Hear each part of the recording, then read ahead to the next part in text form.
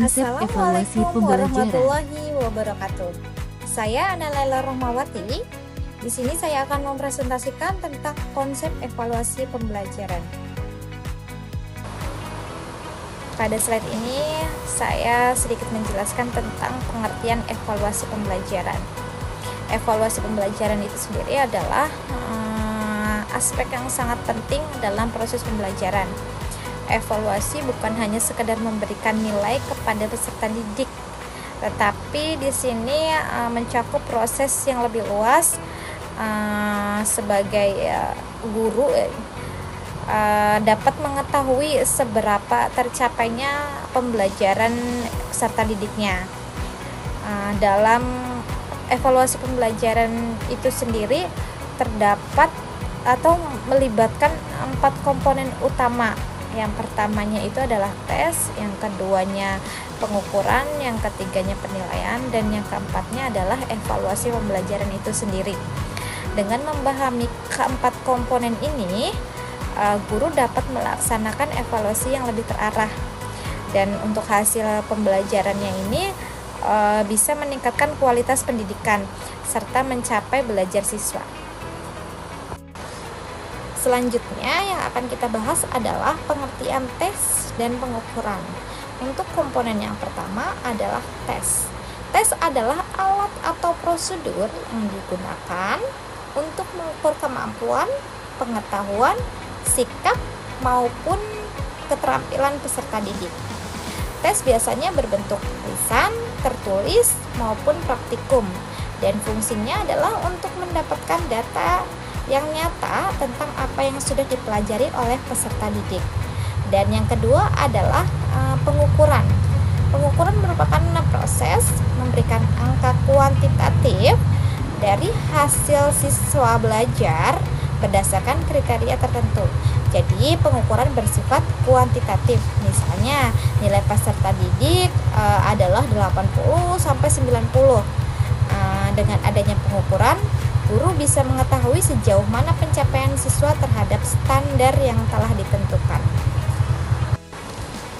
Yang ketiga adalah penilaian. Penilaian adalah proses mengumpulkan, menganalisis, dan menafsirkan informasi tentang hasil belajar peserta didik. Tujuannya adalah untuk mengetahui sejauh mana tujuan pembelajaran telah tercapai.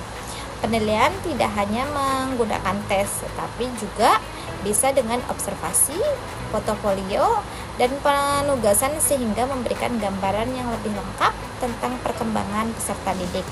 Dan yang terakhir adalah evaluasi. Evaluasi merupakan proses yang lebih menyeluruh.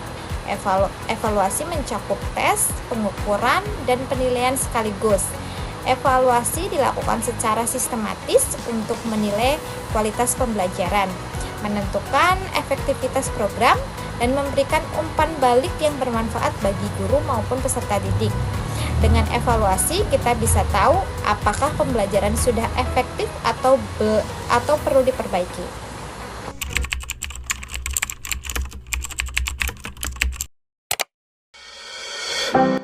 1. Menilai kemajuan belajar siswa. Evaluasi berfungsi untuk mengetahui sejauh mana siswa telah mencapai tujuan pembelajaran. Guru dapat melihat perkembangan kemampuan siswa dari waktu ke waktu. Hasil evaluasi menjadi indikator apakah siswa sudah memahami materi, masih perlu bimbingan, atau bahkan sudah melampaui target. Dengan begitu, guru bisa mengetahui efektivitas strategi pembelajaran yang digunakan. Seperti contoh, seorang guru matematika memberikan ulangan harian tentang pecahan. Dari hasil ulangan tersebut, guru bisa melihat siswa mana yang sudah memahami operasi pecahan dan siapa yang masih salah dalam menghitung. Dengan begitu, guru tahu sejauh mana kemampuan belajar tiap siswa dibandingkan sebelumnya. 2. Meningkatkan kualitas pengajaran guru. Evaluasi tidak hanya menilai siswa, tetapi juga memberikan cerminan kualitas pengajaran guru. Jika banyak siswa belum mencapai target, guru bisa menilai kembali metode, media, atau pendekatan yang digunakan dalam metode pembelajaran. Evaluasi menjadi alat refleksi bagi guru untuk terus memperbaiki cara mengajar. Misalnya, apakah perlu lebih banyak diskusi, praktik, atau variasi strategi belajar. 3. Memberikan umpan balik yang konstruktif. Evaluasi harus memberikan informasi yang membangun, bukan hanya angka atau nilai. Bagi siswa, umpan balik membantu memahami kekuatan dan kelemahan mereka. Bagi guru, umpan balik memberikan gambaran efektivitas pembelajaran. Umpan balik yang baik mendorong siswa untuk memperbaiki diri dan meningkatkan motivasi belajar. Contoh, guru bahasa Indonesia mengembalikan hasil esai siswa. Selain memberikan nilai, guru juga menuliskan catatan pada hasil esai tersebut. Ide bagus, tetapi perlu menambahkan contoh konkret agar lebih jelas. Umpan balik itu membantu siswa tahu kelebihan dan kekurangannya, bukan sekadar menerima angka dalam bentuk nilai. 4. Mengidentifikasi kesulitan siswa. Evaluasi membantu guru menemukan hambatan belajar siswa. Kesulitan bisa berupa kurangnya pemahaman konsep, rendahnya motivasi, atau masalah keterampilan dasar. Dengan mengetahui kesulitan ini, guru dapat memberikan intervensi yang tepat, misalnya remedial, pendampingan, atau metode alternatif lainnya. Hal ini memastikan bahwa tidak ada siswa yang tertinggal dalam proses pembelajaran. 5. Melakukan seleksi dan penempatan siswa. Evaluasi juga berfungsi sebagai dasar untuk menempatkan siswa sesuai kemampuan dan minatnya, misalnya seleksi masuk sekolah unggulan, pemilihan jurusan IPA atau IPS, atau pembagian kelompok belajar. Dengan evaluasi, penempatan siswa menjadi lebih objektif dan adil, sesuai potensi mereka. Hal ini mencegah kesalahan dalam menentukan jalur pendidikan siswa. 6. Menjadi dasar untuk pengembangan kurikulum dan program pendidikan secara keseluruhan. Evaluasi tidak hanya berdampak pada siswa dan guru, tetapi juga pada sistem pendidikan. Hasil evaluasi memberi masukan untuk memperbaiki kurikulum agar lebih relevan dengan kebutuhan siswa dan perkembangan zaman. Sekolah dan lembaga pendidikan dapat merancang program baru, menyesuaikan materi, atau menambah fasilitas berdasarkan data evaluasi. Dengan demikian, pendidikan menjadi lebih efektif, efisien, dan sesuai dengan tujuan nasional. Pertama, kontinuitas atau berkelanjutan. Evaluasi dilakukan secara terus-menerus dan terencana, bukan secara insidental untuk memantau perkembangan dan keberhasilan peserta didik dari waktu ke waktu. 2. Komprehensif atau menyeluruh. Evaluasi mencakup seluruh aspek kepribadian peserta didik, yaitu ranah kognitif atau pengetahuan, afektif atau sikap, dan psikomotorik atau keterampilan. Ketiga, objektif. Proses evaluasi harus didasarkan pada data dan fakta yang sebenarnya, tidak dipengaruhi oleh prasangka atau subjektivitas guru. 4. Adil. Guru harus memperlakukan semua peserta didik secara sama, tanpa memilih kasih atau membeda-bedakan berdasarkan latar belakang apapun, tidak diskriminatif terhadap siswa. 5. Kooperatif atau bekerja sama. Evaluasi dilakukan dengan bekerja sama dengan berbagai pihak, seperti orang tua, sesama guru, kepala sekolah, dan peserta didik itu sendiri, agar mendapatkan hasil yang memuaskan dan dihargai. 6. Praktis. Alat evaluasi yang digunakan harus mudah digunakan, dipahami, dan tidak memerlukan biaya, waktu, serta tenaga yang terlalu banyak. Yang ketujuh, sahih atau valid. Alat evaluasi harus mampu mengukur apa yang seharusnya diukur, sehingga hasil evaluasi yang diperoleh memang tepat dan akurat. 8. Beracuan kriteria. Evaluasi didasarkan pada standar atau kriteria yang lebih jelas, bukan sekedar perbandingan antar peserta didik. 9. Kontinuitas atau dilakukan secara berkesinambungan. 10. Relevan sesuai dengan tujuan pembelajaran. Terakhir, yang ke-11, transparan. Hasil dapat dipertanggungjawabkan. Jenis-jenis evaluasi dan tahapan evaluasi. Jenis-jenis evaluasi dibagi menjadi 3, yaitu berdasarkan waktu, berdasarkan lingkup, dan berdasarkan acuan. Berdasarkan waktu sendiri terbagi menjadi beberapa bagian, yaitu ada evaluasi awal. Dilakukan sebelum pembelajaran untuk mengetahui kemampuan awal, kesulitan, dan kebutuhan siswa. Evaluasi formatif dilakukan selama proses pembelajaran untuk memantau perkembangan dan memberikan umpan balik.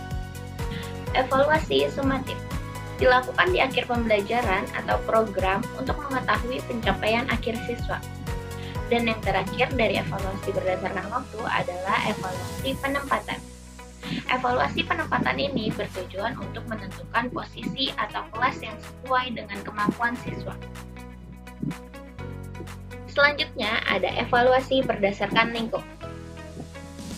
Dibagi menjadi 2 bagian, yaitu ada evaluasi proses, menilai cara siswa belajar, keterlibatan, aktivitas, dan strategi yang digunakan. Evaluasi hasil, menilai hasil akhir berupa capaian, kompetensi, nilai, atau prestasi belajar. Yang ketiga, ada berdasarkan acuan. Ada acuan patokan dan acuan norma. Acuan patokan ini menilai pencapaian siswa berdasarkan standar atau kriteria tertentu. dilakukan dibandingkan dengan siswa lain. Dan acuan norma menilai hasil belajar siswa dengan membandingkan terhadap kelompok atau norma yang ada. Tahapan evaluasi. Tahapan evaluasi ada 5 tahap. Yang pertama ada perencanaan. Perencanaan ini menetapkan tujuan evaluasi materi yang dinilai, metode yang digunakan, serta instrumen penilaian. Yang kedua ada pengumpulan data. Memperoleh informasi melalui tes observasi, wawancara, angket, atau teknik lainnya. Yang ketiga, pengolahan data. Mengubah data mentah menjadi informasi melalui pemberian skor, tabulasi, dan analisis. Keempat, ada interpretasi. Menafsirkan data untuk mengetahui tingkat pencapaian, kesulitan, atau perkembangan siswa. Dan yang terakhir ada tindak lanjut. Memberikan umpan balik berupa perbaikan pembelajaran, remedial bagi siswa yang kurang, atau penggayaan bagi yang sudah tuntas. Terima kasih. Prosedur dan teknik evaluasi. Prosedur dan teknik evaluasi. Prosedur evaluasi itu ada 5 poin, yaitu menentukan tujuan evaluasi. Menentukan tujuan evaluasi itu adalah mengetahui keberhasilan program, mengukur pencapaian tujuan, atau mengidentifikasikan hambatan. Dan yang kedua itu menyusun instrumen itu yaitu membuat alat evaluasi sesuai seperti angket, lembar evaluasi, pedoman, wawancara, atau tes yang valid. 3 itu mengadministrasikan evaluasi, melaksanakan evaluasi sesuai prosedur yang ditetapkan, misalnya membagikan instrumen pada responden atau melakukan evaluasi langsung. Yang 4 itu ada mengolah hasil. Mengolah hasil itu mengumpulkan dan menganalisis data evaluasi menggunakan teknik yang tepat baik secara kualitatif maupun kuantitatif. Yang 5, memberikan laporan, menyusun hasil evaluasi dalam bentuk laporan sistematis berisi temuan, analisis, serta rekomendasi yang dapat dijadikan dasar pengambilan keputusan. Dan yang teknik evaluasi itu ada dua poin, yaitu tes tertulis. Tes adalah seperti tes tertulis, lisan, dan praktik. Non-tes itu seperti observasi, angket, wawancara, portofolio, dan jurnal belajar.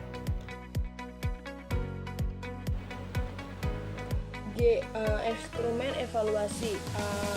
Instrumen evaluasi itu dibagi menjadi 2, yaitu instrumen tes dan instrumen non-tes.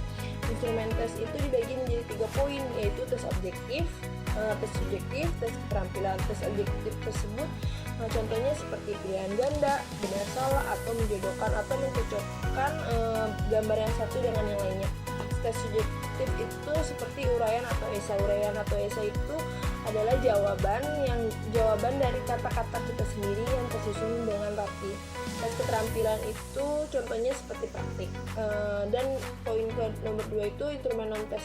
Instrumen non-tes itu dibagi menjadi 5 poin, yaitu lembar observasi, angket, kuesioner, wawancara, portofolio, skala sikap. Sekian presentasi dari kelompok kami. Apabila ada kata yang salah mohon dimaafkan. Terima kasih.